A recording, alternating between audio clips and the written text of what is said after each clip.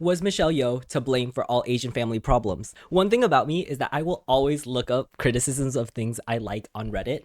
But for my New Year's resolution, I had promised not to engage in online Reddit discourse anymore before that happens. Call me incel Steve now! Because compared to real life, people just aren't as polarizing, and honestly, exposure to the bat wild things people say really have a way to increase my agoraphobia and decrease my hope and positive outlook on the world. I was talking to my coworker the other day, and in the middle of a talk regarding Orientalism, she asked me if I had any friends, or rather, who do you talk to? And that really hit me. I don't really have like tantalizing discussions with anyone to fill the void of stimulating conversation. Probably how I end up on Reddit in the first place, with people with such strong views on literally everyone, everything, and their mother.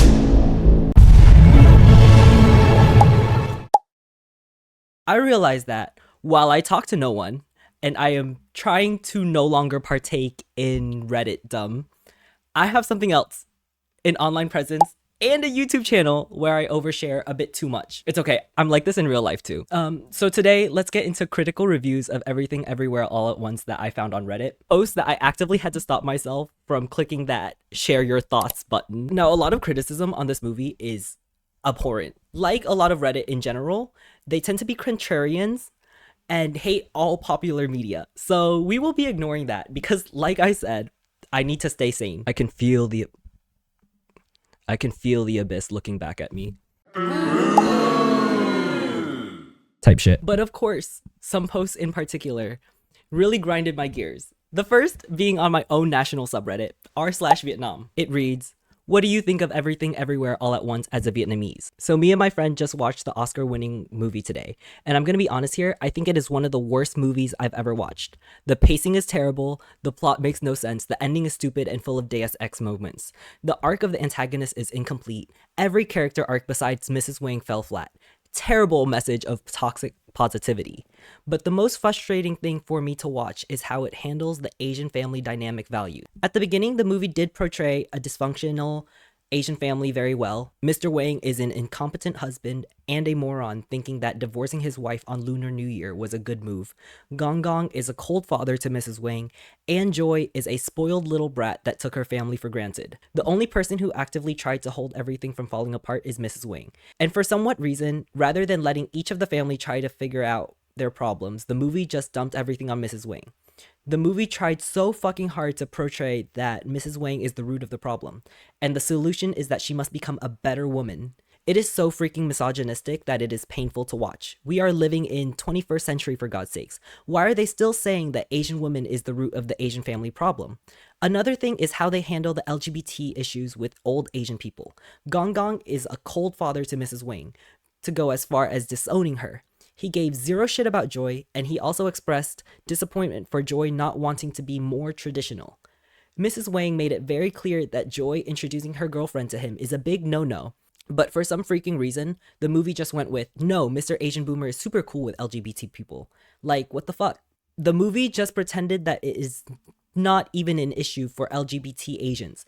Watching this movie, I feel so unsatisfied with how they solved the Asian family dynamic. As a Vietnamese, I kinda have a high hope for the movie and left completely disappointed. And on first read, I was like, damn, they kinda ate with that. So obviously, the only solution was for me to get to rewatch the entire movie from scratch, to see if it really did blame too much effort on the mom. And again, limited male perspective, but I have huge mommy issues, so I'm pretty sure I'm qualified to talk on this. Funnily enough, on a subreddit titled r/Asian Identity, it argued the complete opposite. And while I won't engage with this particular piece of literature, I just wanted to read it aloud so we can all together hear the very sane opinions on Reddit. Anti-Asianness in Everything Everywhere All at Once and how it plays into the liberal agenda. Right off the bat, we're introduced to Hui Guan's character, a thoroughly emasculated pushover of an Asian man. Is this a slight on Asian men? Question mark. Well, later, in alternate universes, he does assert himself more, but we only see glimpses of that. Let's continue. The Asian grandfather shows up, and his character is blatantly anti woman and homophobic. There is even a joke where his doctor apologizes when he delivers a girl. Now, at this point, I'm starting to realize that this movie is from some woke liberal perspective where we can't win. We're all either docile beta husbands or we're toxic Asian masculinity. But isn't one of the directors Asian?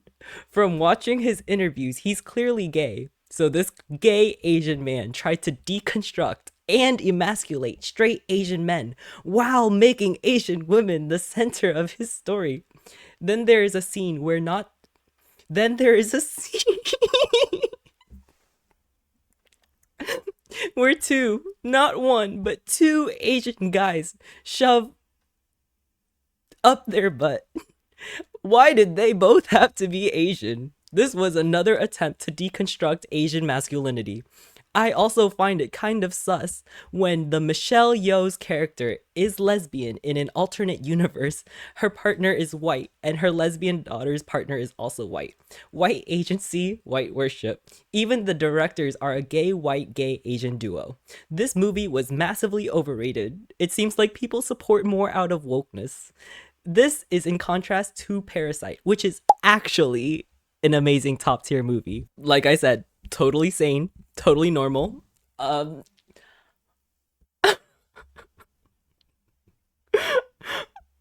Anyways, I will not be talking about that post too often for reasons outside my control. I will finally be able to utilize the one skill that American public schools taught me to good use.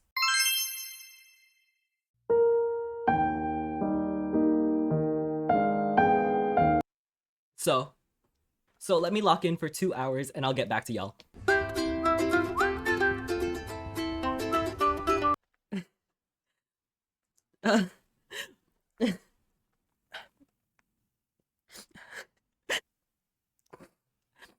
I cry really easily at most movies, and that alone does not mean it's good. But in this case, it was great.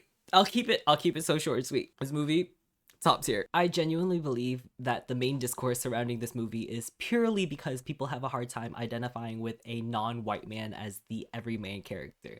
In this movie, Michelle Yeoh is the character you are meant to identify with the most. Not Wayman. Hi, honey. And especially not the daughter. And I think the first time around when I watched this movie, I really thought that the daughter was meant to be our focus because we're the children of immigrant parents or whatnot. And I think that's where myself and a lot of other people get it wrong in their attempts to bond or connect with their parents over this movie. Because we were never meant to look at this movie as some sort of wish fulfillment from the daughter's perspective. Joy, I know you have these feelings. One where our mom finally understands or knows all of the angst or trauma that we've been through. Feelings that make you so sad. And then not only that, is then somehow able to convey and communicate that understanding over to us with compassion. It's not your fault. Not your fault. We were meant to look through this from the eyes of the mother, or at the very least, the parents within us that so often we grow into. It's extremely difficult to showcase intergenerational issues, especially since most of the younger demographic that this movie is targeting has only existed in one capacity, as Joy, as Jobu Tupaki, Chewbacca, the younger generation. Self-destructive, full of existential dread, and full of angst and suffering. But in making the mother the focus, it wasn't for us to find our parents and connect with them. It wasn't to feed us hope that eventually they'll come around and say these sweet words to us. It was for us to see the parents within ourselves, the ones we are so scared of growing up to become. But she turned out to be stubborn, aimless, a mess, just like a mother. The mother never truly pulled anyone or anything together or solved any problems that her daughter or husband had. It's exactly because the movie wasn't spreading toxic positivity. That's why every character arc other than hers fell flat. The movie was just about how Evelyn could start living her own life, her own same exact life, with a different mindset, with a different view. It wasn't about working harder. She wasn't the root of her family problems, nor did she cause her own pain or suffering, but she was responsible for it. We all have problems, and how we handle that is up to us. She or us could easily start waking up every day and choose to fall deeper and deeper into bitterness. I've always hated this place. And hatred for anything whimsical. 不是说好了吗？把全部这个 Google Eyes 拔下来。No more Google Eye。 Or we could choose a different path. One where nothing changes, but we actively strive to exist within that in a kind capacity. Not for us, not for anyone else, but for the hope that it creates more pockets, more pieces of time when things make any sense at all. After all, it is a statistical inevitability.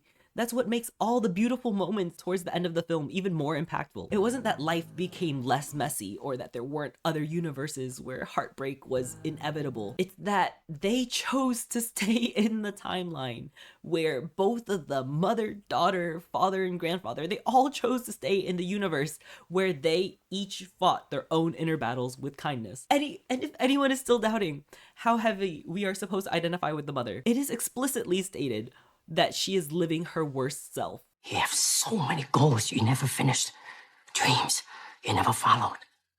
You're living your worst you. Thousands of hobbies, dreams, goals, and aspirations that were left unfinished. One that if she had taken any randomly assorted, generated different paths, she would have achieved.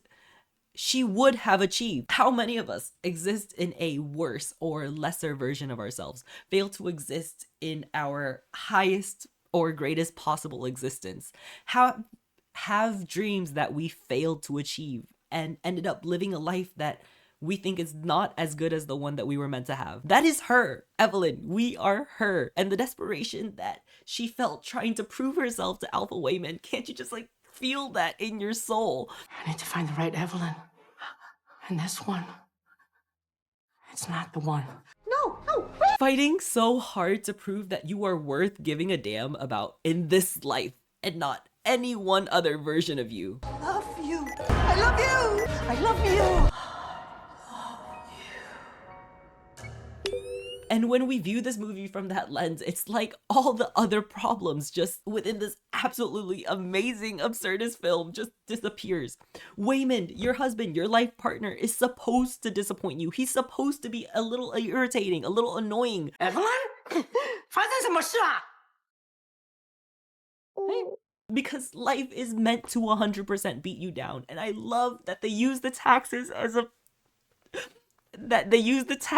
metaphor because it is something everyone knows is unavoidable and must be done. But at the same time, it is also the thing that forces Evelyn to confront her life, her failed pursuits, her partner's way of combating the situation, her partner's way of fighting. And a singing coach and a Watsu technician. I'm sorry. What? Imagine a physical audit of every little thing that has happened in our lives, and the ending where everything is brighter is nothing but a lens shift. Her problems are still there. Her relationship with her husband is still a work in progress.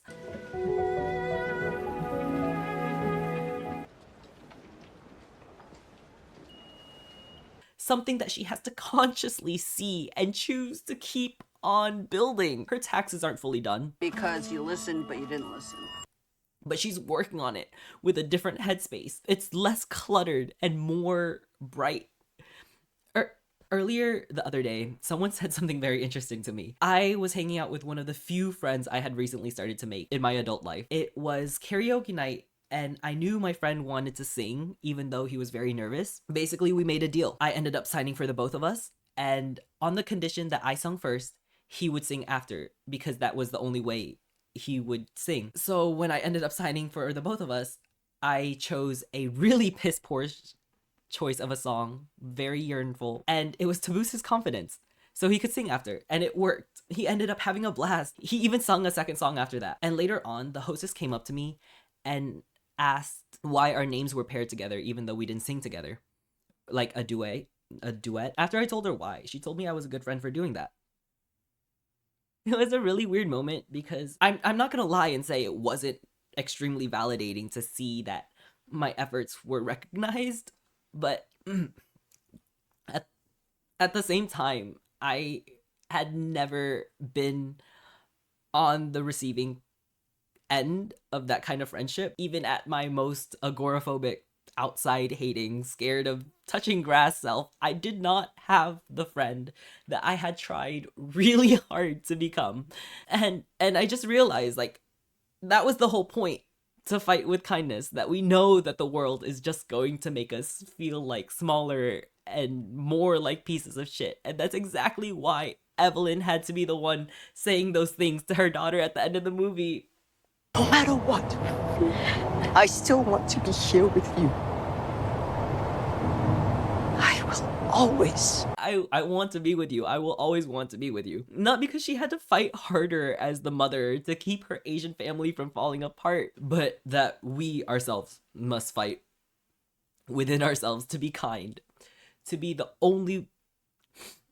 one willing to give, even if we may never see a return on investment. It is so easy in this day and age to become a bitter person or a rock, stuck just like ruminating on every possible outcome that we could have had in our lives. 黑破佬啦 I can think of whatever nonsense I want.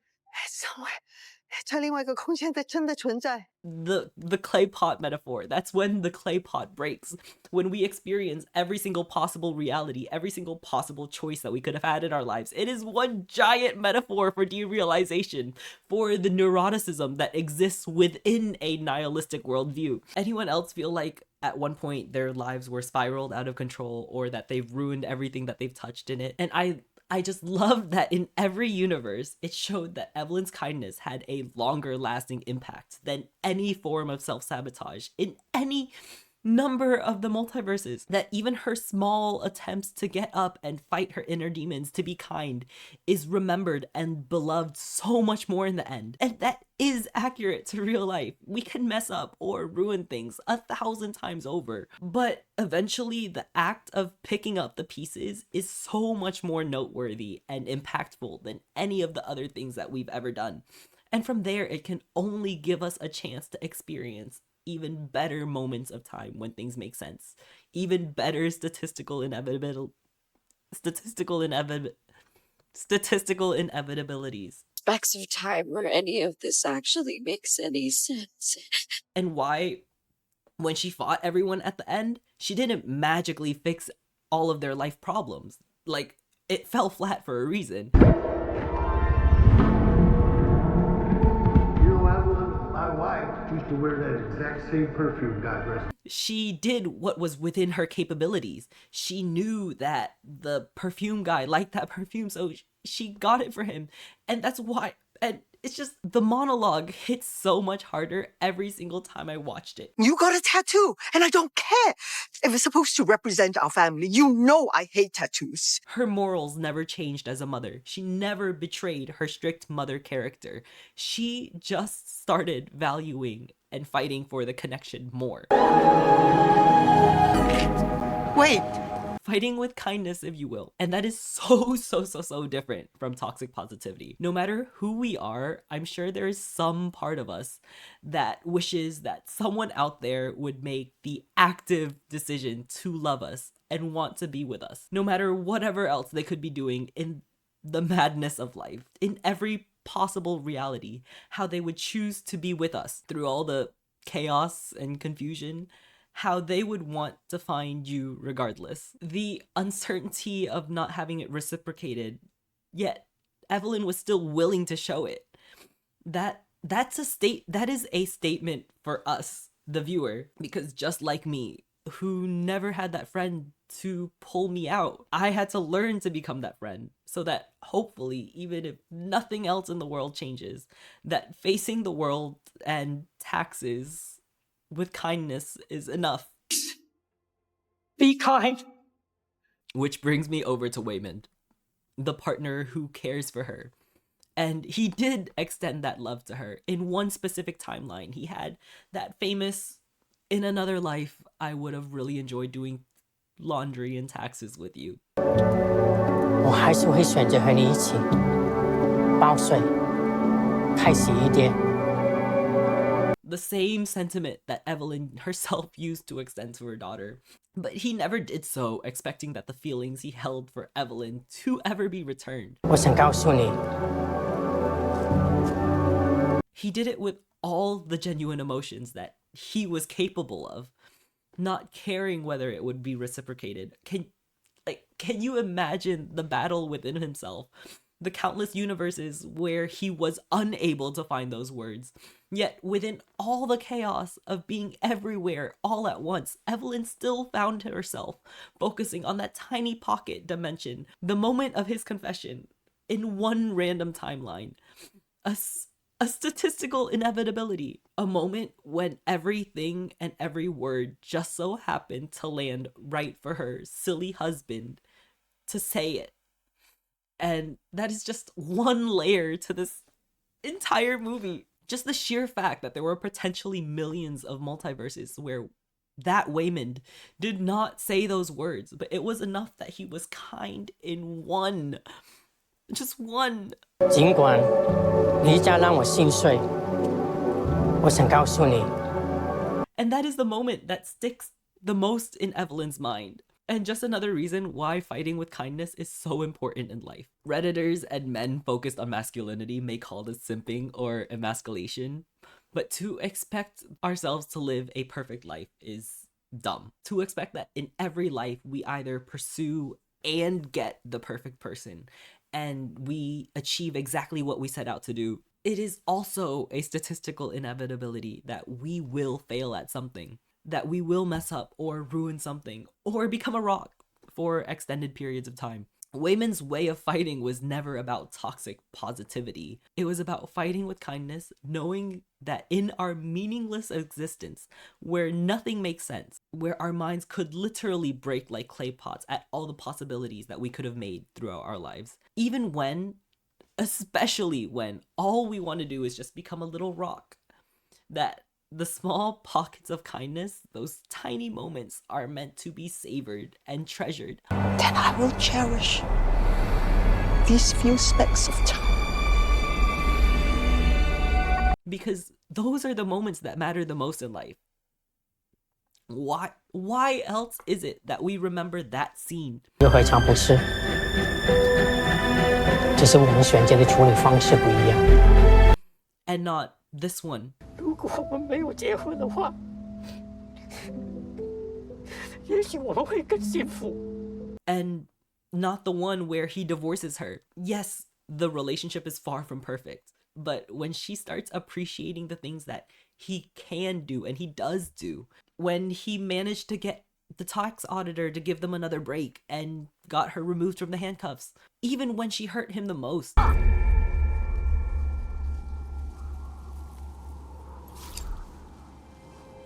What are you doing?